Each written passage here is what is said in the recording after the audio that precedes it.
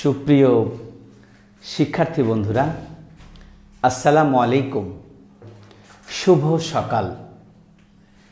বৈশাখের এই চমৎকার দিনে যখন আকাশে ছেঁড়া ছেঁড়া মেঘেরা খেলা করছে আর গুড়ি গুড়ি বৃষ্টি এই আমাদের বসুন্ধরায় ঝরে পড়ছে, ঠিক তেমন একটি সুন্দর মুহূর্তে, একটি চমৎকার পরিবেশে, হিমশীতল আবহাওয়ায় আমরা বরিশাল অনলাইন স্কুলে হাজির হয়েছি। তোমাদের সবাইকে বরিশাল অনলাইন স্কুলের পক্ষ থেকে শুভেচ্ছা, স্বাগতম। আজকে আমি বাংলা ক্লাস নিয়ে তোমাদের সামনে হাজির হয়েছি। তোমরা নিশ্চয় আমাকে অনেকেই চেনো না। আমার নাম হচ্ছে আহমদ হোসাইন, সহকারী শিক্ষক, government laboratory high school, Rajshahi. প্রিয় শিক্ষার্থী বন্ধুরা, আমরা ক্লাস শুরু করার আগে কটি কথা বলে নিই। যারা এখনও আমাদের এই ক্লাসের সাথে যুক্ত হওনি, যারা এখনও লাইনে আসতে পারোনি, তোমরা তাদেরকে টেক্সট দিয়ে বা মেসেজ করে বা ফোন করে দ্রুত যুক্ত হতে বলে দাও। আর ভিডিও চলাকালীন সময়ে অর্থাৎ ক্লাস চলাকালীন সময়ে তোমরা তোমাদের বিভিন্ন পেজে, বিভিন্ন গ্রুপে, বিভিন্ন টাইম লাইনে তোমরা এই লাইভ ক্লাসটি শেয়ার করে দাও।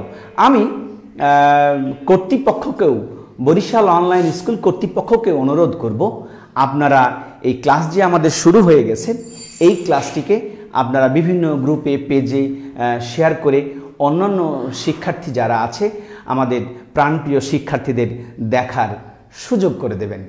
ধন্যবাদ। প্রিয় শিক্ষার্থীবৃন্দ, আমি আর কথা বাড়াতে চাচ্ছি না, এবার সরাসরি আমরা ক্লাসে চলে যাব। কেমন, কি পড়বো আজকে আমরা? তাহলে প্রথমেই আমরা একটু চিন্তা করে নিই যে আমরা কি পড়বো। প্রিয় বন্ধুরা, তোমরা লক্ষ্য করো তো, বোর্ডে একটি বাক্য আমরা দেখতে পাচ্ছি যে আমরা লিখে দিচ্ছি। এক দেখো, আমরা লিখলাম হচ্ছে বাবা বই পড়ছেন। তোমরা কি কেউ বলতে পারবে এই যে বাক্যটির মধ্যে বাক্যের প্রাণ কোনটি?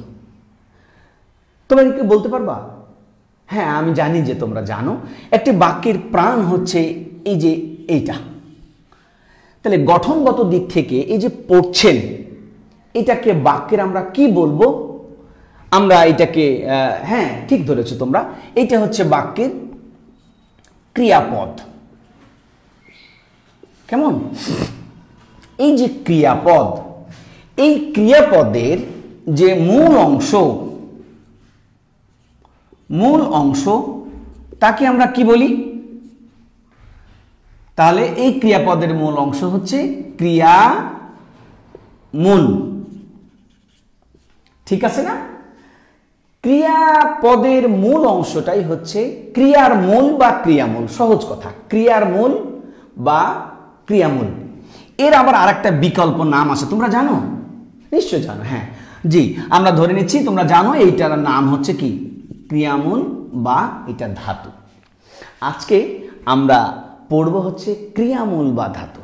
চলো আমরা তাহলে খাতায় লিখে নিই। আজকে আমাদের যে শিরোনামটা আছে, আজকে আমাদের যে পাঠের বিষয়টা আছে, আমরা এটা লিখে নিই যে আজকে আমাদের পাঠের বিষয় হচ্ছে ক্রিয়ামূল বা ধাতু। এইটা আজকে আমরা পড়ব। কেমন?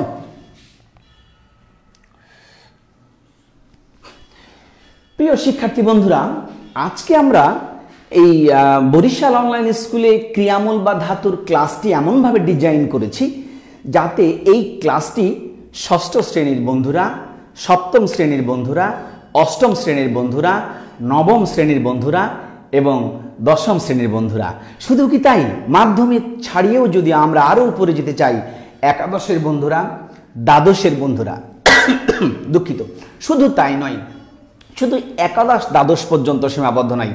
আমাদের এই ক্লাসটি উচ্চতর লেভেলে যারা অনার্সে পড়ো তাদেরও ব্যাকরণ অংশে আমাদের ক্রিয়ামূল আছে।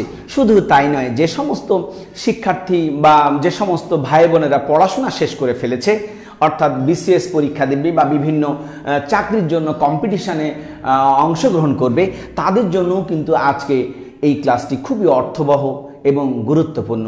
শুধু তাই নয়, আমার যে সমস্ত সহকর্মী বন্ধুরা আছেন তারাও আমাদের সাথে সাদরে যুক্ত হতে পারেন। আপনাদেরও আমাদের আন্তরিক অভিনন্দন। আপনারা আমাদের সাথে যুক্ত হলে আমরা কৃতার্থ হব, আমরা ধন্য হব, আমরা প্রীত হব। প্রিয় শিক্ষার্থী বন্ধুরা, চলো আমরা এবার পাঠে চলে যাই। তাহলে আজকে আমরা বললাম কি, এটা ক্রিয়ামূল। এর বিকল্প নাম কি? এর বিকল্প নাম হচ্ছে ধাতু। তাহলে আমরা শুরুতেই যে কাজটা করব, যে আমরা বাক্যে একটা ক্রিয়ামূল খুঁজে পেলাম। কেমন? অর্থাৎ তোমরা মনে রাখবে, আজকে আমরা হচ্ছে ভাষার সবচাইতে গুরুত্বপূর্ণ অংশটা পড়ব। তোমরা প্রশ্ন করতে পারো মনে মনে যে স্যার সবচাইতে কেন? কেন কারক নয়, কেন বিভক্তি নয়, এরা সবচাইতে গুরুত্বপূর্ণ নয়, এটি কেন? আমি তোমাদের সহজ করে বলি। ভাষা মানে কি? ভাষা মানে হচ্ছে বাক্য। বাক্য মানে কি? বাক্য মানে হচ্ছে ক্রিয়াপদ। আমি এই জন্য বললাম, একটা ক্রিয়াপদ ছাড়া কোনোদিনও কোনো বাক্য হয় না, আর একটা কমপ্লিট বাক্য ছাড়া ওটাকে ভাষা বলা যায় না। এই জন্য আমি বলছি যে আজকের যে অংশটা সেটা হচ্ছে কি, আমাদের ক্রিয়ামূল বা যে আমরা ধাতু বলছি, এটা হচ্ছে আজকে আমাদের ব্যাকরণের সবচেয়ে গুরুত্বপূর্ণ অংশ।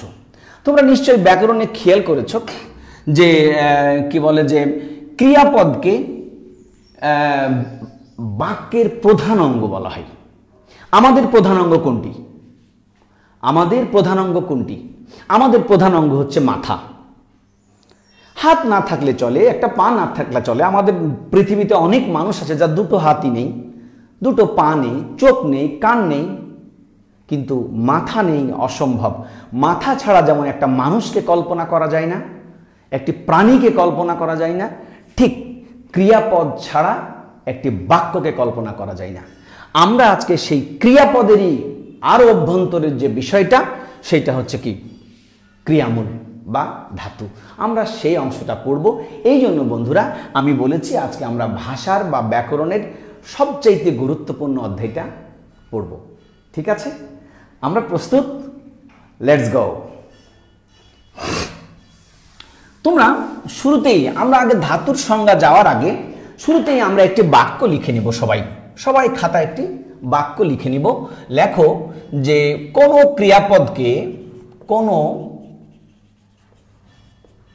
ক্রিয়াপদকে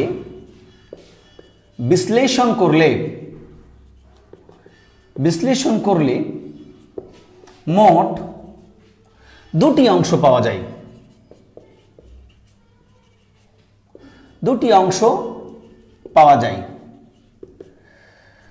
তাহলে কোনো বলতে কি বোঝায়? যে কোনো ক্রিয়াপদ, সেটা বড় ক্রিয়াপদ হোক আর সাইজে ছোট হোক। খাই বলল ক্রিয়াপদ, খাইতেছিলাম বললেও ক্রিয়াপদ। ক্রিয়াপদটা যেমনই হোক, তার অংশ কটি? আমরা দুটি অংশ পাবো। এটি একটি গুরুত্বপূর্ণ অংশ, একটি গুরুত্বপূর্ণ অপশন, একটি গুরুত্বপূর্ণ এমসিকিউ। তোমরা এটা হরহামেশাই পরীক্ষা আসে, একটি ক্রিয়াপদকে বিশ্লেষণ করলে আমরা মোট কয়টি অংশ পাই? দুটি। কি কি? এক নাম্বার, একটা হচ্ছে ক্রিয়ামূল বা ধাতু, আরেকটি হচ্ছে ক্রিয়া বিভক্তি। এই হচ্ছে আমাদের খুবই গুরুত্বপূর্ণ একটা তথ্য। একটা হচ্ছে ক্রিয়ামূল বা ধাতু, আরেকটি হচ্ছে কি, ক্রিয়া বিভক্তি। প্রিয় শিক্ষার্থী বন্ধুরা, আমরা ওই যে একটা বাক্য লিখেছিলাম যে বাবা বই পড়ছেন, কেমন? তাহলে এইটাকে ব্যাখ্যা করলেই আমরা বুঝতে পারবো যে আমরা ক্রিয়াপদ পেয়েছিলাম। ওখানে কি ক্রিয়াপদ পেয়েছিলাম? আমরা পড়ছেন, এইটি ক্রিয়াপদ। আমরা একে যদি ভাঙি তাহলে আমরা এরকম পাবো, এই যে এই ধাতু চিহ্ন, এটা হচ্ছে আগে আমরা বলবো পর ধাতু, যোগ ছেন। তাহলে আমরা এইটা হচ্ছে 1 নম্বর অংশ, ধাতু বা ক্রিয়ামূল। ক্রিয়ার মূল কি, পড়ছেনের ক্রিয়ামূল কি, পড়। আর এইটা হচ্ছে এই 2 নম্বর অংশ, ছেন। আজকে কিন্তু আমরা এইটুকু পড়ব। পাঠ্য বিষয় আমাদের কি, এই পড় ধাতু, অর্থাৎ আজকে আমরা পড়ব ক্রিয়ামূল বা ধাতু।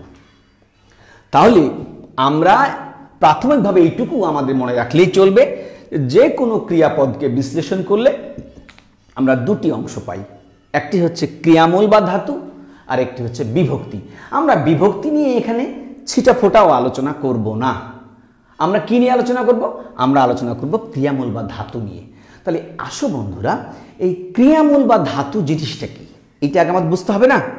Very good. তাহলে আমরা এবার সব এটা মুছে দিই, আর এইটুকু মাথায় Ctrl+S দিয়ে সেভ করে রাখি যে একটা ক্রিয়াপদকে বিশ্লেষণ করলে 2টো অংশ পাওয়া যায়, একটি হচ্ছে ক্রিয়ামূল বা ধাতু, আর একটা হচ্ছে ক্রিয়া বিভক্তি। আমাদের আজকের পাঠের বিষয় কি, ক্রিয়ামূল বা ধাতু। ওকে, চলো আমরা এটা মুছে দিলাম। এবার আসো আমরা এই যে আমাদের যে টপিকটা নির্ধারিত হয়েছে সেটার একটা সংজ্ঞা বলি আমরা। আমি তোমাদের অঙ্কের মতো করে একটু দেখাই। যেমন আমি বললাম, যদি এরকম হয়, দেখো বন্ধুরা, ক্রিয়াপদ, ক্রিয়াপদ সমান কি পেলাম, 2টা অংশ পেলাম। কি, ক্রিয়াপদ সমান হচ্ছে ক্রিয়ামূল বা ধাতু প্লাস বিভক্তি। কেমন? তাহলে আমাদের আজকে ক্রিয়ামূল সমান কি,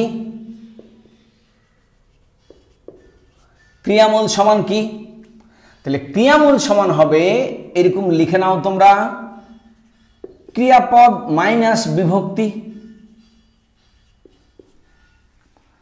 তাহলে কি থাকলো, ক্রিয়াপদ মাইনাস বিভক্তি ইকুয়াল টু ক্রিয়ামূল। ক্লিয়ার? আচ্ছা, তাহলে এবার আমরা সংজ্ঞাটা বলে ফেলবো। সংজ্ঞাটা লিখবা যে কোনো ক্রিয়াপদ থেকে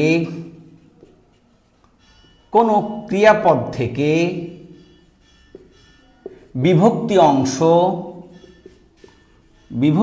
অংশ বাদ দিলে যা থাকে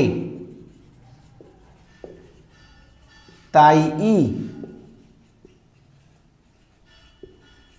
ক্রিয়ামূল বা ধাতু। ক্লিয়ার? ঠিক আছে না? Very good. আবার একটা আমি রিপিট করে দিই, কোন ক্রিয়াপদ থেকে, আমরা বললাম ক্রিয়াপদ মানে কি, 2টা অংশ, ক্রিয়ামূল আর বিভক্তি। তাহলে ক্রিয়ামূল মানে কি, বিভক্তি থেকে, ক্রিয়াপদ থেকে বিভক্তি অংশ বাদ দিলে যা থাকে, অর্থাৎ যে কোনো ক্রিয়াপদ থেকে, যে ক্রিয়াপদ থেকে আমি এইটুকু বাদ দিলাম, কেটে দিলাম, থাকলো কি, ক্রিয়ামূল বা ধাতু। এটি ক্রিয়ামূল বা ধাতুর সংজ্ঞা। ক্লিয়ার? আচ্ছা, আমরা আরো একটি সংজ্ঞা আমাদের পাওয়া যায়, যে কোনো ক্রিয়াপদের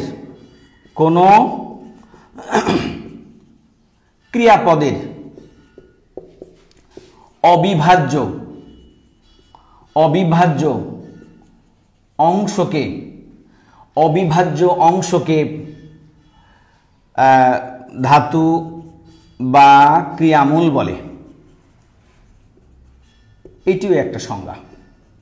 এটি লিখলেও তোমাকে তোমার শিক্ষক নম্বর কেটে দিতে পারবেন না। এটি হচ্ছে কি, আরো একটি।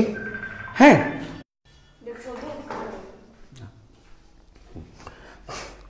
তাহলে এবার প্রশ্ন হচ্ছে যে এই অবিভাজ্য অংশ মানে কি? অবিভাজ্য অংশ মানে কি?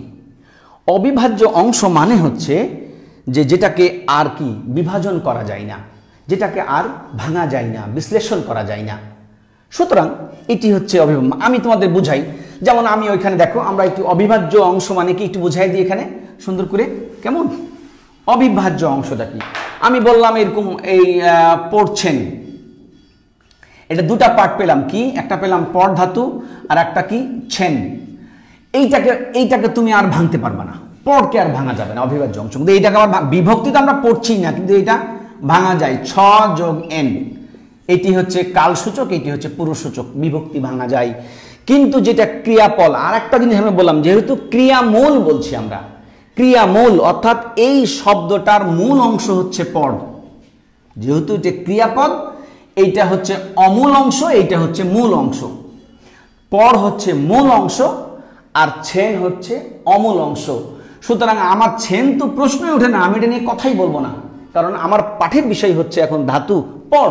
এই পদটাকে তুমি আর ভাঙতে পারবা না, এই জন্য এটাকে ক্রিয়াপদের অবিভাজ্য অংশ বলে। ক্লিয়ার? আশা করি তোমাদের জিনিসটা ক্লিয়ার হয়েছে। আরও তোমাদের আসো, আমরা এই ক্রিয়ামূল বা ধাতু আরো একটু সুন্দর করে বোঝাই। আসো দেখো, আমি এবার একটা ড্রয়িং করব বোর্ডে। কি করব? ড্রয়িং। তবে শর্ত হচ্ছে তোমরা এই আমার ড্রয়িং দেখে হাসতে পারবা না, because of I can't draw. আমি এটা মানে I can't how to draw, জানি না, হাতে কলমে নাই। যাই হোক, তারপর আমি একটু পড়ানোর স্বার্থে এটা বলি। তোমরা দেখো আমি কি আঁকার চেষ্টা করছি, তাহলে আরো জিনিসটা বুঝতে পারবা। কেমন?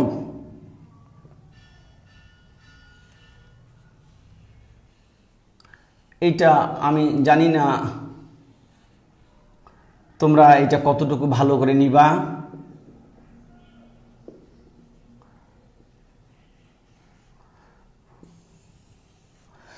তারপরে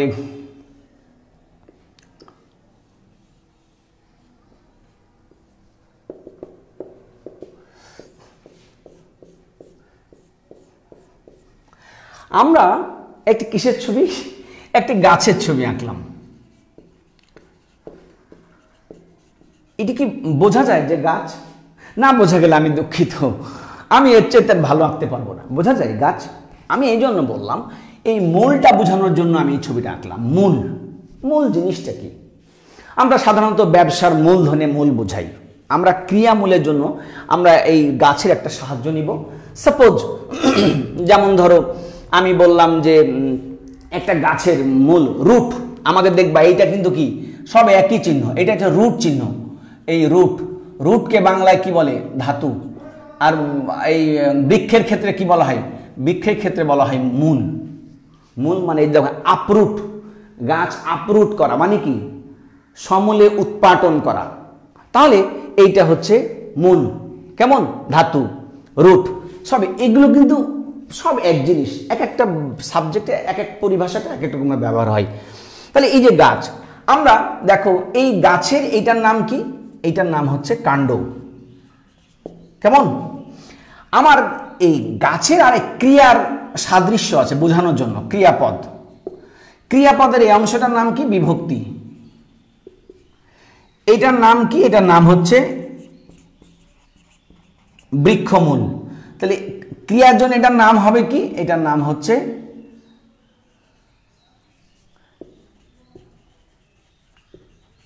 ক্রিয়ামূল। তার মানে আমাদের একটা গাছের দুটো অংশ, একটা হচ্ছে মাটির উপরের অংশ, একটি মাটির নিচের অংশ। মাটির উপরের অংশটাকে বলা হয় কাণ্ড আর শাখা প্রশাখা। আমাদের এই যে কাণ্ড, শাখা প্রশাখা, বিভক্তির শাখা প্রশাখা আছে। আমি বললাম এই যে কালসূচক, কালসূচক, আর এটা হচ্ছে পুরুষসূচক, এটা শাখা প্রশাখা। আর এটা বৃক্ষমূল, এটাই হচ্ছে আসল জিনিস, মূল। এই জটটা কেটে দিলে পরে কি? গাছটা মরে যাবে, দাম থাকবে না। ক্রিয়াপদের এই বৃক্ষের মূলের মতনই হচ্ছে এটা ক্রিয়ামূল। ক্লিয়ার? আশা করি তোমরা এখন পর্যন্ত ক্রিয়ামূলের এই মোট মানে স্বরূপটা তোমরা বুঝতে পেরেছো, যে ক্রিয়ামূলটা ধাতুটা কি, এটা কাকে বলে, এটা তোমাদের বোধগম্য হয়েছে। চলো এবার আমরা ক্রিয়ামূলের প্রকারগুলো জেনে নিই। আসো শিক্ষার্থী বন্ধুরা, আমাদের কিন্তু এই যে ক্রিয়ামূলের যে বিষয়টা আছে সেইটা ভালো করে হৃদয়ঙ্গম করতে হবে, মনের মধ্যে ভালো করে ধারণ করতে হবে। শুধু ক্লাস দেখলে হবে না, হৃদয়ে ভালো করে ধারণ করে এইটাকে কি করতে হবে? এইটা পারফরমেন্স দেখাতে হবে তোমাকে। পরীক্ষার খাতায় তোমার বিভিন্ন রকম কম্পিটিশনে, তারপরে বিভিন্ন কি বলে যে তোমার বাস্তব জীবনে, হ্যাঁ, তুমি এটা কি দিতে হবে? তোমার প্রয়োগ ক্ষমতাটা অর্জন করতে হবে, তোমাকে পারঙ্গমতাটা তোমাকে বৃদ্ধি করতে হবে। তাহলেই এই বরিশাল অনলাইন স্কুল আর আমাদের যে কি বলে যে আমাদের যে প্রচেষ্টা সেটা কি হবে, সফল হবে। কেমন আমরা খেয়াল করিনি বরিশাল অনলাইন স্কুল, ঠিক আছে। প্রিয় শিক্ষার্থী বন্ধুরা, আমরা এবার চলে যাব প্রকারভেদে। প্রকার, এই যে প্রকার, এটা লিখে রাখো, ক্রিয়ামূল বা ধাতু হচ্ছে 3 প্রকার। আমরা একটা একটা করে সবগুলো শিখব। কত প্রকার এটা? মোট হচ্ছে 3 প্রকার। 1 মৌলিক ধাতু। মৌলিক ধাতু আমরা একবারেই, এগুলোর আবার প্রত্যেকটা সাব প্রকার আছে, ছোট ছোট সাব প্রকার আছে, আমরা একবারই পড়ে চলে যাব। কেমন? তাহলে মৌলিক ধাতু, আমরা এই মৌলিক হচ্ছে ধাতুর সংজ্ঞাটাকে লিখে নিই। লেখো, যে সকল ধাতু বিশ্লেষণ করা যায় না, বিশ্লেষণ করা যায় না তাকে মৌলিক ধাতু বলে। মৌলিক মানে কি? এটা মানে হচ্ছে তোমাদের আমি বোঝাতে চাই যে এই মৌলিক শব্দটার অর্থ কি। মৌলিক শব্দটার অর্থ হচ্ছে, এটা আসলে শব্দটা এরকম ভাবে তৈরি হয়েছিল, মূল যোগ ইক বা স্নেক, এই দিয়েই শব্দটা তৈরি হয়েছে। অর্থাৎ মৌলিক মানে হচ্ছে একেবারে নিরেট, একেবারে ইউনিক, গঠনগত দিক থেকে এক, যাকে কখনো ভাঙা যায় না, চোরা যায় না, বিশ্লেষণ করা যায় না, ব্যাখ্যা করা যায় না, কিছুই করা যায় না, সেটা হচ্ছে মৌলিক ধাতু। বোঝা গেল? আচ্ছা, তার মানে কি? মৌলিক ধাতু, যে সকল ধাতু বিশ্লেষণ করা যায় না, মৌলিক ধাতু। এর আবার একটা বিকল্প নাম আছে, খুবই ইম্পর্টেন্ট, এটা লিখে রাখো। এটার আরেক নাম হচ্ছে সিদ্ধ বা স্বয়ং সিদ্ধ ধাতু। মৌলিককে বলা হয় সিদ্ধ বা স্বয়ং সিদ্ধ ধাতু, ঠিক আছে। যেমন আমি বললাম এরকম, সাপোজ আমি বললাম যে ওই উদাহরণটা দিয়ে আমরা ব্যাখ্যাটা করি, তাহলে আমাদের সুবিধা হবে। আমরা বললাম হচ্ছে যে বাবা কি করছিলেন? বই পড়ছিলেন। আমি বললাম হচ্ছে এই পর ধাতু আর যোগ ছেন, তাহলে এই যে পরটাকে আর ভাঙা যাবে না, ক্লিয়ার। কিন্তু এমন কতগুলো ধাতু আছে, আবার এই ধাতুটাকেও একটু ভাঙা যায় হালকা, আমরা সেটা পরবর্তীতে পড়বো। আমরা শুধু এইটুকু পড়ি যে মৌলিক ধাতু, এটাকে কি করা যায় না? ভাঙা যায় না, একদম নিরেট, কনক্রিট, ইউনিক। সাপোজ আমি একটা উদাহরণ দিই, আমার হাতের কাছে এই মুহূর্তে একটা চিরুনি আছে, এটাকে তুমি ভেঙে পাট পাট করতে পারবা না, সাধ্য নাই। হ্যাঁ, কিন্তু আমার হাতে একটি কলম আছে, এটিকে আলাদা করা যায়। দেখো, এটা একটা পার্ট, এইটা একটা পার্ট। তাহলে এটি মৌলিক, কিন্তু এটি মৌলিক নয়, এটাকে ভাঙা যায়, মৌলিক নয়। তাহলে এই কলমটা কি, আমরা কলমের সময় আসলে বলবো। কেমন? কিন্তু এই চিরুনিটা দেখো, এইটা কি একদম একটাই অংশ, এটাকে আর ভাঙা যাবে না। হ্যাঁ, হাতুড় দিয়ে পিটালে ভাঙা যাবে, কিন্তু তখন আর জিনিসটা চিরুনিটা চিরুনি থাকবে না, ওটা ভিন্ন জিনিস। কিন্তু গঠনগত দিক থেকে এটি ইউনিক। কিন্তু এটা গঠনগত দিক থেকে কি, এটা গঠন এমনভাবে করা হয়েছে, এটাকে ভাঙা, খোলা যায়, লাগানো যায়, এটা মৌলিক না। কিন্তু এই চিরুনিটা কি মৌলিক, এটাকে ভাঙতে পারবা না। ওকে, বোঝা গেছে মৌলিকটা? আচ্ছা, চলো, এই মৌলিক ধাতুটা মোট 3 প্রকার। মৌলিক ধাতু কয় প্রকার? 3। আমরা লিখব হচ্ছে ক সংস্কৃত ধাতু, সংস্কৃত ধাতু। খ বাংলা ধাতু। গ বিদেশি ধাতু। আমি এগুলো এত বিস্তারিত সংজ্ঞা দিব না, তোমরা শুধু বুঝে নাও যে সংস্কৃত ধাতু কাকে বলে, তোমরা শুধু বুঝে নাও বাংলা ধাতু কাকে বলে, বিদেশি ধাতু কাকে বলে। অর্থাৎ গঠনগত দিক থেকে এরা মৌলিক, কিন্তু এই প্রকারটা হয়েছে উৎসগত দিক থেকে, অর্থাৎ বাংলা ভাষায় আমাদের যে সকল মৌলিক ধাতু ব্যবহৃত হয় তার কিছু অংশ এসেছে সংস্কৃত থেকে, মৌলিক ধাতু, বাট এর স্ট্রাকচার গঠনটা সংস্কৃতের। কিছু আছে বাংলায় ব্যবহৃত হয়, বাংলাটা কি আমরা তখন বাংলার সময় বলবো। আর কিছু আছে বিদেশি ভাষা থেকে এসছে, বাংলায় ব্যবহৃত হচ্ছে, কিন্তু মৌলিক ধাতু ভাঙা যাবে না। তার মানে কি, এগুলো মৌলিক ধাতুর প্রকার, 3 প্রকার: সংস্কৃত ধাতু, বাংলা ধাতু, বিদেশি ধাতু। কিন্তু এগুলো প্রকারটা এসছে উৎসের দিক থেকে। আমাদের যদি এমন হইতো যে এখানে ধরো ফার্সি বা ল্যাঙ্গুয়েজ থেকে যদি মৌলিক আসতো, তাহলে তাকে আমরা ফার্সি ধাতু বলতাম, ওইটা হয়তো আমরা একবারই বিদেশি বলে নিয়েছি।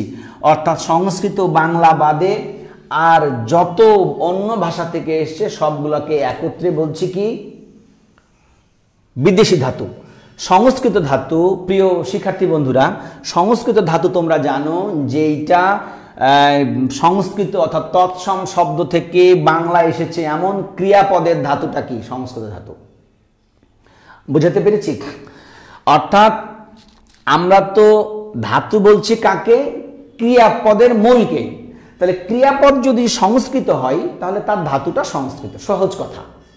ক্রিয়াপদটা যদি বাংলা হয় তাহলে তার ধাতুটা বাংলা ধাতু। ক্রিয়াপদটা যদি বিদেশি ক্রিয়াপদ হয়, কেমন, এই যেমন আস্তে আস্তে, যেমন ধরো আমি এরকম বললাম যে এই বাবা বাজার থেকে ফিরেছে, এই ফির ধাতু হিন্দি থেকে এসেছে, তাহলে এই ফিরেছে ফির ধাতু এটা বিদেশি।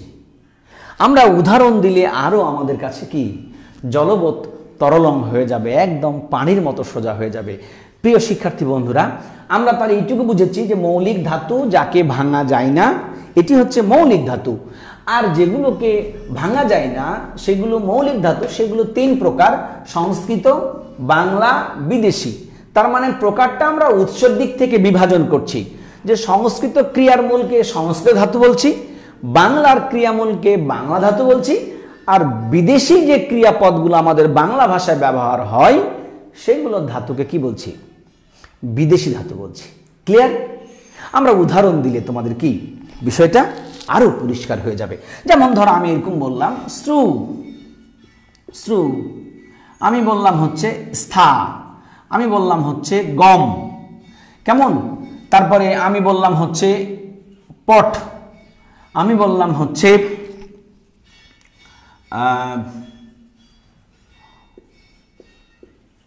অঙ্ক, কেমন, আমি বললাম হচ্ছে নৃত, ইত্যাদি ইত্যাদি। তার মানে কি, শ্রবণ, এইটা সংস্কৃত ধাতু শ্রু, হ্যাঁ, স্থান, তারপরে গম, পট, এগুলো আমি এমন কতগুলো, আমি এবার টেকনিক্যালি এমন কতগুলো ধাতু ব্যবহার করেছি যেগুলো হুবহু বাংলাও হয়, অর্থাৎ বাংলা রূপটা ভিন্ন। আমি শ্রুকে আমি বললাম কি শোন, এটি বাংলা। স্থাকে আমরা বলছি থাক, গমকে বলছি আমরা যা, পটকে আমরা বলছি হচ্ছে পড়, অঙ্কে বলছি আমরা আঁক, নৃত্যকে আমরা বলছি হচ্ছে নাচ, ইত্যাদি।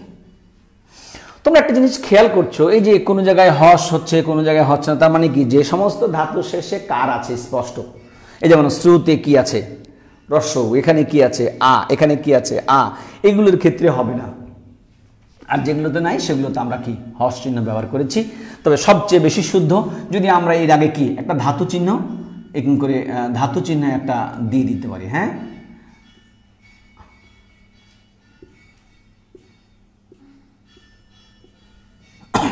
বোঝা গেল? তাহলে সংস্কৃত ধাতু, বাংলা ধাতু আর কি বিদেশি ধাতু। এরপরে আমরা এবার বিদেশির উদাহরণ দিই। যেমন ধরো আমি বললাম হচ্ছে এই খাট, খাট মানে কি, শোয়ার খাট না, কিন্তু এই খাট, খাট মানে হচ্ছে খাটুনি করা, পরিশ্রম করা, এটি হিন্দি থেকে এসছে খাট। এরপরে আমি লিখলাম হচ্ছে ফির, ফির পুনরাগমন বা ফেরা, হ্যাঁ।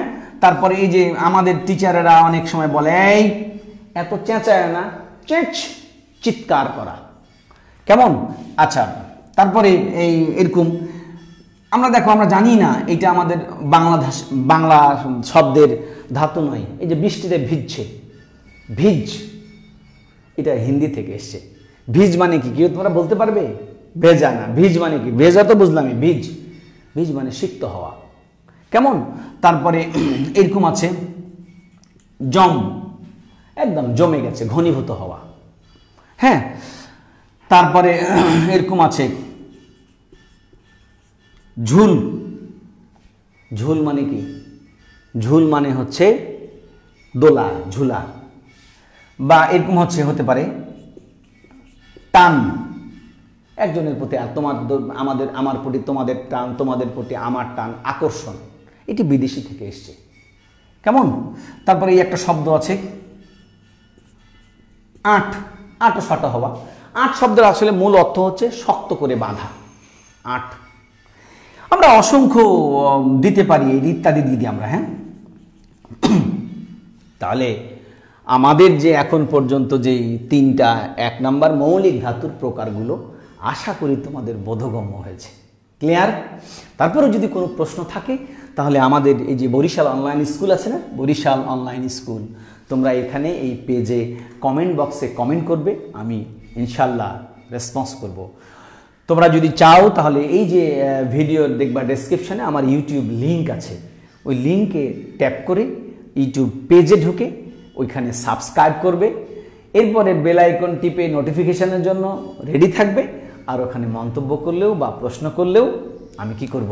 তোমাদের প্রশ্নের উত্তর দেবো ইনশাআল্লাহ। বোঝা গেল?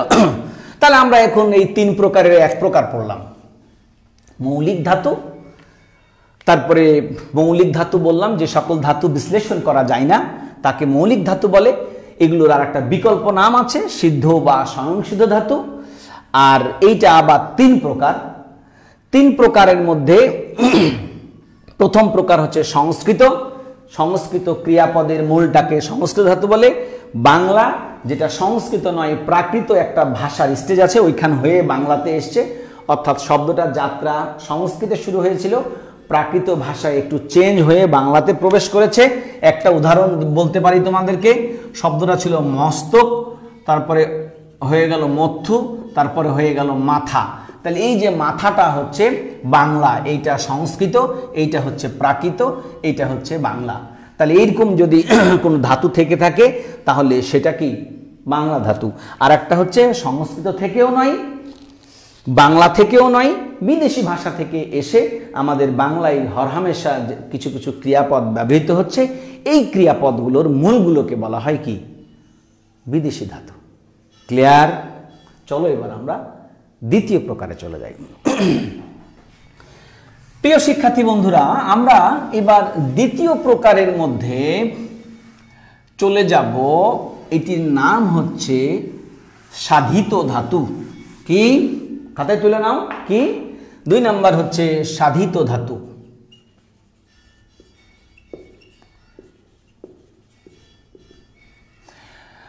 আমার লেখা বোঝা যাচ্ছে?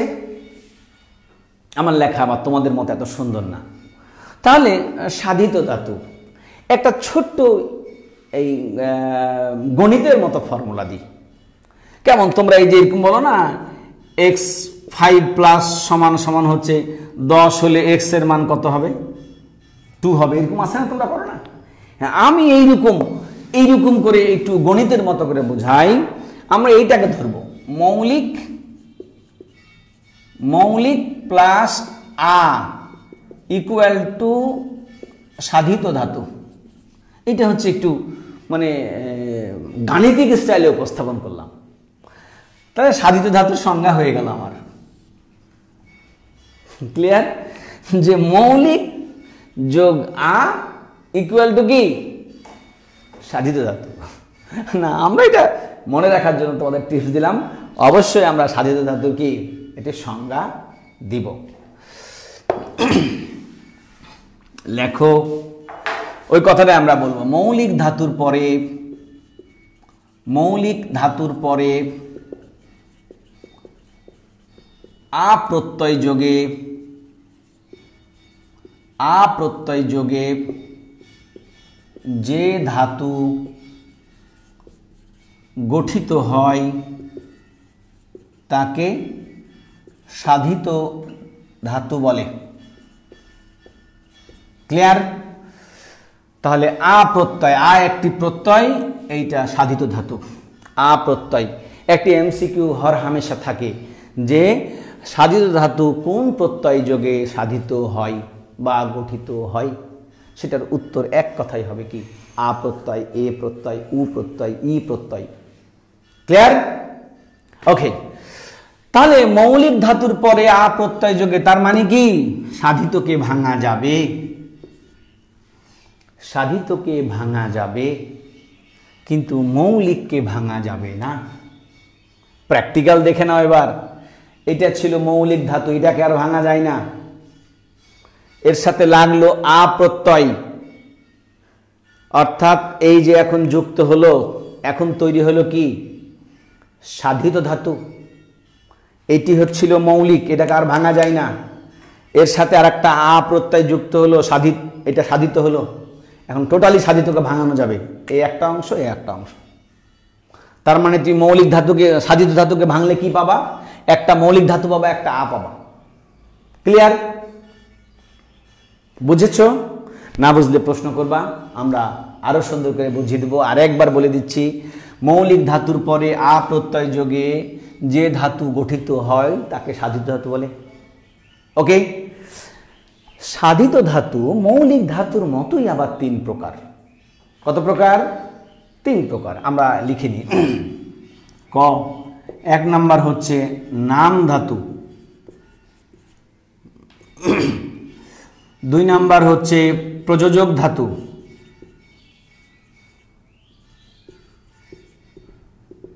তিন নাম্বার হচ্ছে কর্মবাচ্যের ধাতু। ব্যাস।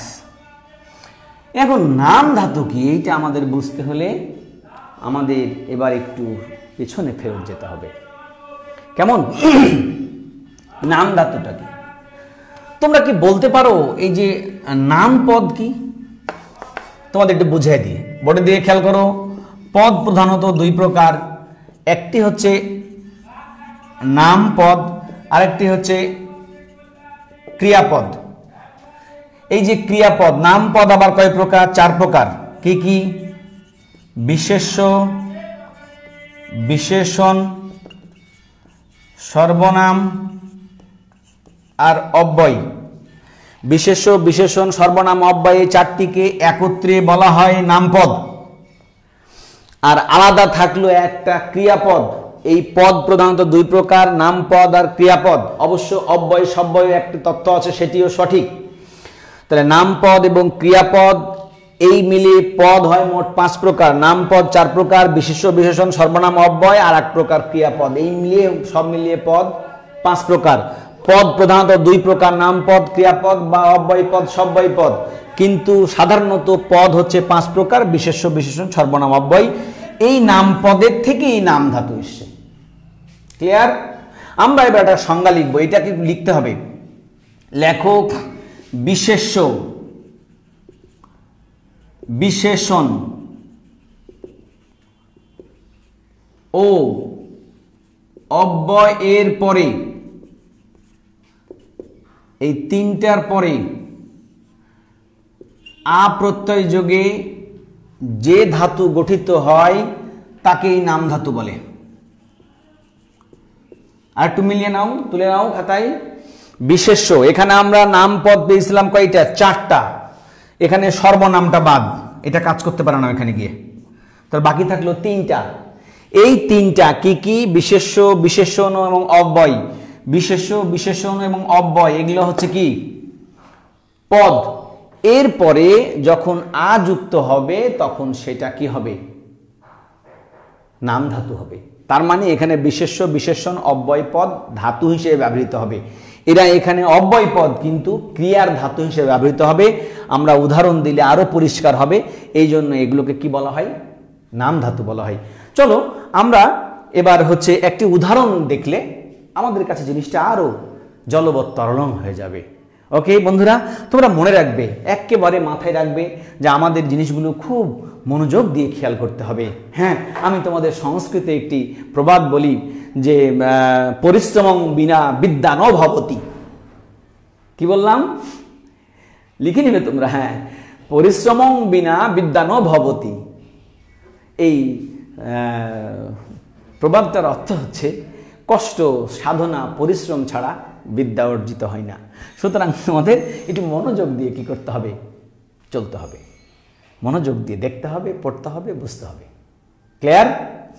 চলো আমরা এবার এই যে নাম ধাতু বিশেষ্য বিশেষণ অব্যয়ের পরে আযুক্ত করলে, অর্থাৎ এখানে কিন্তু দেখো, এখানে কিন্তু আমাদের ব্যাকরণের সাথে একটা কন্ট্রাডিক্টরি বক্তব্য আছে, একটা পরস্পর বিরোধী বক্তব্য আছে। সেটা কেমন? ওইটা বিশেষ্য পদ কিন্তু ক্রিয়া হিসেবে ব্যবহৃত হচ্ছে, ক্রিয়ার মূল হিসেবে ব্যবহৃত হচ্ছে বাক্যে। দেখো কিভাবে হয়, আমরা উদাহরণ দিই, তাহলে আরো ক্লিয়ার হবে। মুছে দিলাম এটা বন্ধুরা, মুছে দিলাম। হ্যাঁ,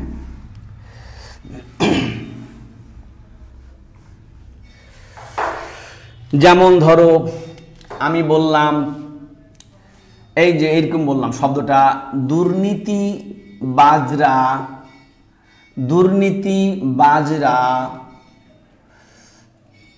অভাবীদের গম হাতাচ্ছে। এইটা উদাহরণ দেখলে আমরা বুঝতে পারবো। এই যে এখন করোনার সময় মাননীয় প্রধানমন্ত্রী এই যে আমাদের ত্রাণের ব্যবস্থা করেছেন অসহায়, খেটে খাওয়া দিনমজুর, না খাওয়া মানুষদের, অথচ যারা প্রতিনিধি, যাদের উপরে জনগণের আস্থা, যাদের মুখের দিকে তারা চেয়ে প্রহর গুনে, তাদের বাড়িতেই গম পাওয়া যাচ্ছে, আমরা পত্রপত্রিকায় দেখছি। তাহলে এখানে দেখো দুর্নীতিবাজরা অভাবীদের গম হাতাচ্ছে, কোন পদ? ক্রিয়াপদ, এটা হাতাচ্ছে। তাহলে এখানে সাধিত ধাতু, তো এখানে ধাতুটা হচ্ছে হাতা, এরপরে এখানে চয় ছয়, এটা বিভক্তি, এটা আমার বাদ। তাহলে সাধিত ধাতুকে আমরা বলছি ভাঙা যাবে। তাহলে মূল পদ কি? মূল পদ হচ্ছে হাত, এর এই যে হচ্ছে আ প্রত্যয়। তাহলে হাত কোন পদ? বিশেষ্য পদ। দিস ইজ নাম ধাতু। অর্থাৎ হাত বিশেষ্য পদ হলেও এখানে হাতাচ্ছে ক্রিয়াপদ হিসেবে ব্যবহৃত হচ্ছে। অর্থাৎ ক্রিয়াপদের মূলটা বিশেষ্য পদ, এই বিশেষ্য পদের সাথে যুক্ত হয়েছে হাত, দিয়ে হয়েছে কি? হাতাচ্ছে। আমি যদি এরকম বলি আকাশে বিদ্যুৎ চমকাচ্ছে,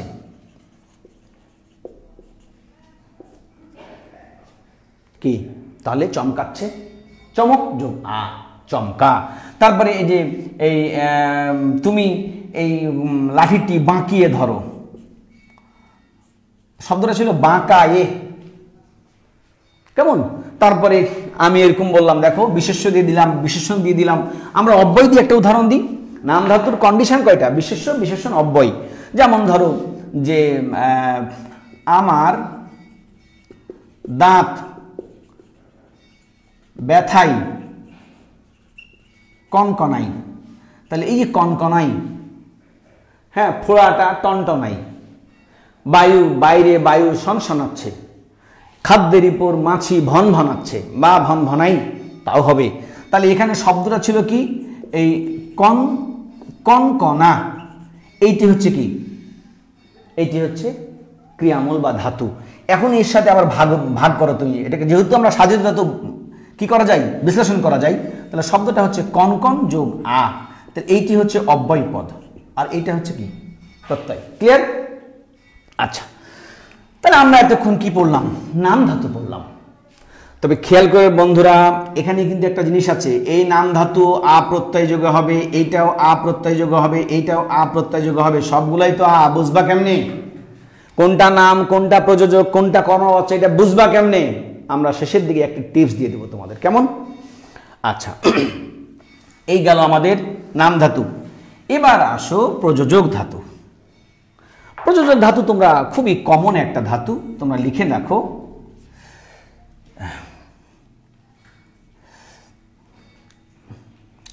যে ক্রিয়াপদ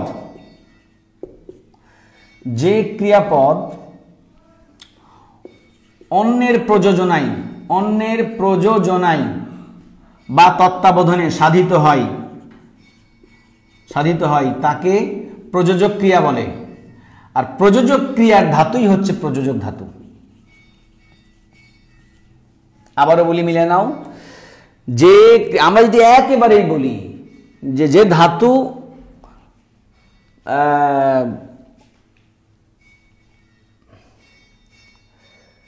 অন্যের প্রযোজনায় ব্যবহৃত হয়, বা আমরা আরেকটু সুন্দর করে বলি, দেখো আরেকটা সুন্দর করে বলা যেতে পারে যে আমরা যদি এর সাথে সুর মিলিয়ে বলি যে মৌলিক ধাতুর পরে আ প্রত্যয় যোগে ব্র্যাকেটে হবে প্রেরণার্থে। এইটা একটা ভালো আইডিয়া পাওয়া গেছে। প্রেরণার্থে যে ধাতু গঠিত হয় তাকে প্রযোজক ধাতু বলা হয়। এখন পার্থক্য হচ্ছে, দেখো আগেরটা ছিল আ ছিল সাদা আ, আর এখানের আ সাদা আনা, ফ্রেশ আনা। এখানে একটা হচ্ছে অর্থবহ আ, আগে ছিল এমনি আ যুক্ত হবে, এই জন্য এটার নাম দিয়েছি সাদা আ। আর এখানে হচ্ছে প্রেরণার্থ শব্দের অর্থ হচ্ছে অন্যকে দিয়ে কাজ করাবে, নিজে কাজ করবে না। বোঝা গেল? এই জন্য এটাকে বলা হয় প্রেরণার্থ। আরেকটা খেয়াল করবো, আমি যে কথাটা বলছিলাম যে টিপস, এই দুটোর মধ্যে একটা পার্থক্য আছে। পার্থক্যটা হচ্ছে যে মৌলিক ধাতু এইটা যুক্ত হবে বিশেষ্য, বিশেষণ ও অব্যয়ের পরে, আর এইটা যুক্ত হবে কিসের পরে? একটা ক্রিয়ামূল বা নরমাল ধাতুর পরে। আর ওখানে যুক্ত হবে নামপদ, বিশেষ্য, বিশেষণ, অব্যয়ের পরে। দেখো আমি একটা উদাহরণ দিই, তাহলে আমি এরকম হয়তো শিক্ষক, দেখো ভালো করে দেখো, শিক্ষক ছাত্রকে ব্যথাচ্ছেন, যদিও এই দুর্দিন এখন আর নেই। আমি বললাম ব্যথাচ্ছেন। আমি বলছি বায়ু বাইরে শোনাচ্ছে। তারপরে মা শিশুকে খাওয়াচ্ছেন, সম্মান দিক, মা শিশুকে খাওয়াচ্ছেন। হ্যাঁ, আবার বললাম যে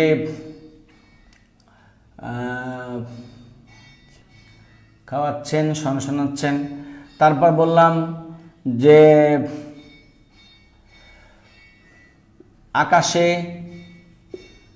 আকাশে বিদ্যুৎ চমকাচ্ছে।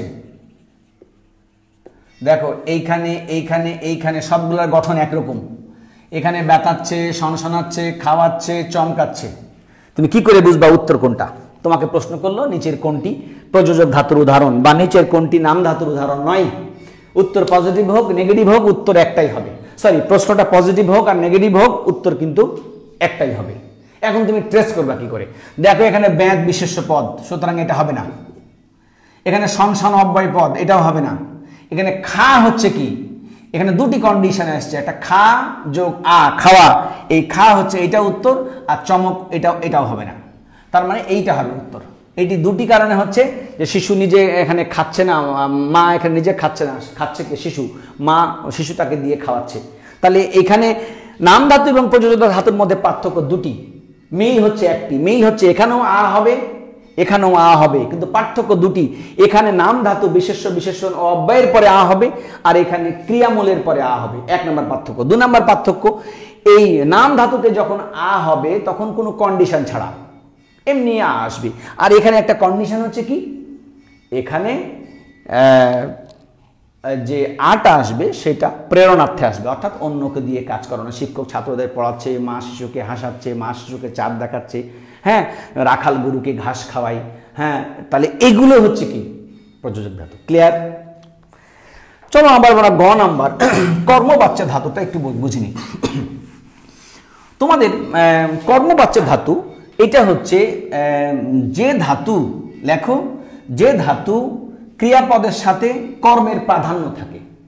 যে ধাতুতে ক্রিয়াপদের সাথে কর্মের কি একটা প্রাধান্য থাকে। হ্যাঁ, যেমন ধরো একটি পপুলার উদাহরণ, যা কিছু হারাই গিন্নি বলেন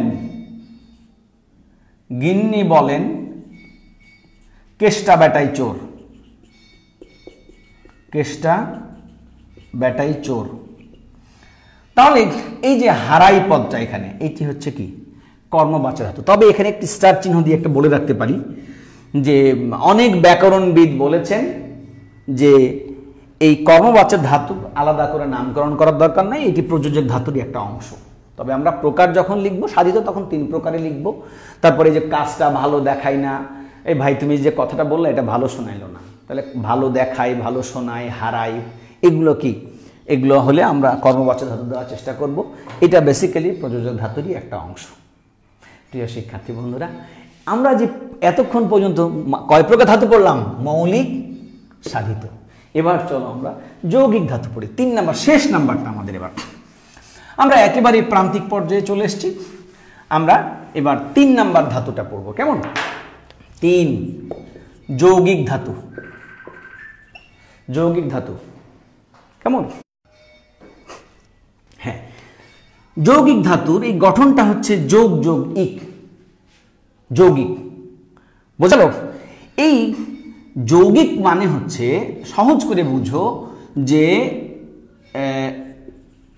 যোগ যোগ ইক মানে হচ্ছে, আমরা যদি বলে নিই সংক্ষেপে, দুটোর যোগফল। দুটোর যোগফল অর্থাৎ এখানে মানে একটা ধাতুর মধ্যে ডুয়েল পার্ট থাকবে, দুটি অংশ থাকবে, সেটাই হচ্ছে, সেটার নাম কি? যৌগিক ধাতু। বোঝা গেল? আচ্ছা, এখন যৌগিক ধাতু আমরা যৌগিক, যেমন আমরা সাধিত ধাতুর জন্য মৌলিকের হেল্প নিয়েছিলাম, মৌলিকের পরে আ। যৌগিক ধাতুর জন্য আমরা আবার সাধিতের নামের হেল্প নেব। নাম ধাতু পড়েছিলাম কি কি পদযোগে, তাহলে এখানে লিখবা যে বিশেষ্য, বিশেষণ, অব্যয়, এই 3টা নাম ধাতুতে পেয়েছিলাম না? বিশেষ্য, বিশেষণ ও অব্যয় পদের সাথে বা পদের, বিশেষ্য, বিশেষণ, অব্যয় পদের পরে কতগুলা কন্ডিশন আছে? কর, দে, খা, পা, যা, হ, এইরকম কিছু যুক্ত থাকবে। তার মানে কি ধাতুটা হবে, সাপোজ আমি বললাম এখানে দিলাম বিশেষ্য, দিলাম বিশেষ্য প্লাস কর, এই দুটো মিলে যেটা হবে তাহলে দুটো পার্ট হবে। আমি এরকম বললাম যে, আমি বললাম যে এরকম বললাম যে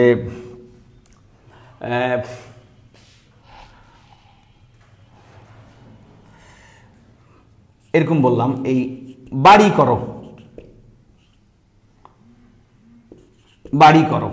তাহলে এই বাড়ি করো এইটা এট এ টাইম একটা ক্রিয়াপদের হচ্ছে কি, এই বাড়ি কর যখন আমি বলবো কর, তো করো তো ক্রিয়াপদ হয়ে যাবে, বাড়ি কর এইটা একটা কি ধাতু। হ্যাঁ, ভয় কর, লজ্জা পা, সিনেমার নাম কি আবার তোরা, আবার তোরা মানুষ হ। তাহলে এই যে মানুষ, এটা একটা এট এ টাইমে কি ক্রিয়াপদ ও ধাতু, এটা তুচ্ছাত্মক রূপে ব্যবহৃত হয়েছে। তাহলে এই যে ডুয়েল পার্ট, এটা বিশেষ্য পদ, এইটা হ ধাতু, যে হ ধাতু আছে এখানে, এইটি হচ্ছে কি ক্রিয়াপদ, যৌগিক ধাতু। তোমাদের মনে রাখবা যৌগিক ধাতু, তাহলে আমরা বললাম কি বিশেষ্য, বিশেষণ, অব্যয়ের পদ, অব্যয়ের পরে কর, দে, খা, পা, যা, হ ইত্যাদি যোগে যে ধাতু গঠিত হয় তাকে কি বলে? যৌগিক ধাতু বলে। হ্যাঁ, এর আরেক নাম, যৌগিক ধাতুর আরেক নাম হচ্ছে সংযোগমূলক ধাতু। সংযোগমূলক ধাতু এর নাম কি? এটা বিকল্প। তাহলে আমরা এটার বিকল্প নাম পেলাম, মৌলিক ধাতুর বিকল্প নাম সিদ্ধ বা স্বয়ংসিদ্ধ, সাধিতর কোনো বিকল্প নাম নাই, আর যৌগিক ধাতুর বিকল্প নাম হচ্ছে সংযোগমূলক ধাতু। মৌলিক ধাতু 3 প্রকার, সাধিত ধাতু 3 প্রকার, যৌগিক ধাতুর কোনো প্রকার নাই। ক্লিয়ার? আমরা এবার তোমাদের একটি ছোট্ট ধাতুর একটি ছোট্ট টিপস দেব, কেমন? বা আর একটা ছোট্ট গুরুত্বপূর্ণ একটি অংশ আমরা এখন বলবো, তারপরে আমরা ক্লাসের ইতি টানব। একটা ধাতু আছে বাংলায়, এটির নাম হচ্ছে অজ্ঞাত মূল ধাতু। অজ্ঞাত মূল মানে কি? মানে এমন একটি ধাতু বাংলা ভাষায় ব্যবহার হয়, এই ধাতুটার উৎস অর্থাৎ এটি কোন ভাষা থেকে এসছে এটা সংস্কৃত থেকে এসছে, না প্রাকৃত থেকে এসছে, না অর্ধ তৎসম সংস্কৃত থেকে এসছে, না এটা পর্তুগিজ থেকে এসছে, না এটা মিয়ানমার ল্যাঙ্গুয়েজ থেকে এসছে, না এটা ফরাসি থেকে এসছে, না এটা কি বলে ইংরেজি থেকে এসছে, এটা কেউই নির্ণয় করতে পারেনি। অর্থাৎ যে ধাতুর উৎসমূল নির্ণয় করা যায় না। উৎসমূল মানে কি, কোথা থেকে এসছে? যেমন আমরা বললাম এখানে যে কি বলে যে টান বা বীজ, এগুলো এসছে কোত্থেকে? হিন্দি থেকে। তাহলে এই যে আমরা এটা নির্ণয় বলতে পারলাম, আমাদের বাংলায় ব্যবহার হচ্ছে কিন্তু এসছে কোথা থেকে? হিন্দি থেকে। তাহলে সেই ক্ষেত্রে এই ধাতুগুলোকে কি করছে? সেই ক্ষেত্রে এই ধাতুগুলোকে আমরা বলতে পারছি যে এইটা বিদেশি ধাতু। কিন্তু এই অজ্ঞাত মূল ধাতু, এটার সঠিক গতি প্রকৃতি, এটার উৎস কিচ্ছু বলা যায় না, কিচ্ছু জানা যায় না। এমন একটি ধাতু বাংলায় ব্যবহার হয় যেটির নাম হচ্ছে কি? অজ্ঞাত মূল ধাতু। এবং অজ্ঞাত মূল ধাতু মাত্র একটি পাওয়া যায়। কেমন? যেমন আমরা লিখে নিই, তাহলে সংজ্ঞাটা কি হলো? যে ধাতুর সঠিক উৎসমূল নির্ণয় করা যায় না। এটা আমাদের সংজ্ঞা বইয়ে নাই, আমরা বানিয়ে দিলাম। যে ধাতুর সঠিক উৎসমূল নির্ণয় করা যায় না তাকে কি বলে? অজ্ঞাত। হ্যাঁ, এই যেমন ধরো এই হের হচ্ছে একটি অজ্ঞাতমূল ধাতু। দেখো এই হের ওই দুয়ারে দাঁড়িয়ে কে। প্রিয় শিক্ষার্থী বন্ধু, এটার অর্থ জানো তোমরা? এই অর্থ হচ্ছে দেখো, হের মানে দেখো ওই দুয়ারে দাঁড়িয়ে কে। এখন এইটার প্রয়োগ আমাদের বাংলা ভাষা, হ্যাঁ, এই কি বলে যে কাঁটা হেরি ক্ষান্ত কেন কোমল তুলিতে, দুঃখ বিনা সুখ লাভ হয় কি মোহিতে। এই যে কাঁটা হেরি মানে কাঁটা দেখি কেন, এই যে কি বলে যে এই ফুলের ডাঁটাতে কেন কাঁটা, তা তো কবি বলেছে যে দুঃখ না করলে তুমি এরকম ফুল, অর্থাৎ ফুলের কাঁটার যদি তুমি আঘাত সহ্য না করো, ফুল যেমন পাবা না, জীবনে তুমি কষ্ট না করলে কি তোমার সফলতা আসবে না। বা এরকম কি বলে যে তোমাদের এই যে হেরিলাম সারি সারি বৃক্ষের কি বলে যে ঝাঁটা, এরকম একটা কবিতা আছে, প্রাণ কবিতা সম্ভবত। তারপরে কি বলে যে তোমাদের অষ্টম শ্রেণীতে কবিতাটার নাম 2 বিঘা জমিতে আছে, হেরিলাম, এরকম একটা কবিতা আছে। হেরিলাম মানে দেখিলাম। এই উপেনের উক্তিতে বলছে যে আমি কত পাহাড় নদী পর্বত দেখলাম, কত সুন্দর সুন্দর পৃথিবী ঘুরে আসলাম, কিন্তু 1 সেকেন্ডের জন্য আমার 2 বিঘাকে ভুলতে পারলাম না। এই হের মানে হচ্ছে এটার আমাদের যেমন এই দেখের শব্দের অর্থ হচ্ছে কি দেখ, এর যেমন দর্শন আছে আমাদের ভাববাচক বিশেষ্য। এই এখানে হেরন একটা শব্দ আছে, হেরন, হেরন, হের থেকে হেরন। হ্যাঁ, এরপরে হেরিলাম, হেরেছি মানে দেখেছি, হেরি দেখি, হের দেখো। সুতরাং এটার বিভিন্ন ক্রিয়াপদের কি আছে, রূপ আছে। প্রিয় শিক্ষার্থী বন্ধুরা, আমরা একেবারেই ক্লাসের একটা প্রান্তিক পর্যায়ে চলে এসেছি। আশা করি তোমাদের এই ক্লাসটি বেশ ভালো লেগেছে এবং আমার বিশ্বাস, শিক্ষক হিসেবে আমি বিশ্বাস করি, আমি মনে প্রাণে বিশ্বাস করি তোমাদের জন্য এটি একটি অতি উপকারী বিষয় ছিল আজকে। যাই হোক প্রিয় শিক্ষার্থী বন্ধুরা, আমি খুব একটা সচরাচর বাড়ির কাজ দেই না। আমাদের অনলাইন ক্লাসে বাড়ির কাজ যেহেতু দেখার সুযোগ থাকে না, দেই না। তবে আমি তোমাদের একটি বাড়ির কাজ দেব না, একটি পরামর্শ দিব। পরামর্শটা হচ্ছে এরকম, তোমার বাড়িতে যে অব্যবহৃত বা জানুয়ারি ফেব্রুয়ারি মার্চ চলে গেছে এমন মাসের যে ক্যালেন্ডার আছে না, এই ক্যালেন্ডারের উল্টো দিকে তুমি এরকম একটা পৃষ্ঠায় উল্টো দিকে তুমি একটা ধাতুর ডায়াগ্রাম করে তুলবা। ধাতু মানে কি, এইটার সংজ্ঞাটা কেমন হবে, তারপরে এইটার প্রকারটা কি হবে, প্রকার যে 3 প্রকার, তারপরে 1, এই যে 2, 3, এগুলোর সাব প্রকারগুলো কি হবে, এইরকম করে তুমি কি এই একটা ডায়াগ্রাম করে একটা সচিত্র বা একটা ছক বা একটা সারণী করে টেবিলের সামনে তুমি মাত্র 1 সপ্তাহ টাঙিয়ে রাখো। মাঝে মধ্যে পড়তে বসবে, এক ঝলক দেখে নেবে। আমার বিশ্বাস তোমার এই ধাতু বা ক্রিয়ামূল কখনো ভুল হবে না। প্রিয় শিক্ষার্থী বন্ধুরা, আমরা প্রায় ঘন্টা কালব্যাপী এই ক্লাসটি উপভোগ করলাম। তোমাদের শেষের দিকে আরও একটা কথা বলে নিই, তোমাদের যদি কারো কোনো প্রশ্ন থাকে আজকের ক্লাসের ব্যাপারে, কোনো প্রশ্ন, কোনো মতামত, কোনো কোনো যদি জানার বা কোনো কৌতূহল থাকে তাহলে আমাদের এই যে বরিশাল অনলাইন স্কুলের পেজেও কমেন্ট করলে হবে, আমার ইনবক্সেও কমেন্ট করলে হবে, আমার ইউটিউব চ্যানেলে গিয়েও কমেন্ট করলে হবে। আমি মানে স্বেচ্ছায় স্বপ্রণোদিত হয়ে খুশি মনে আনন্দ চিত্তে আমি তোমাদের প্রশ্নের উত্তর দেওয়ার চেষ্টা করব।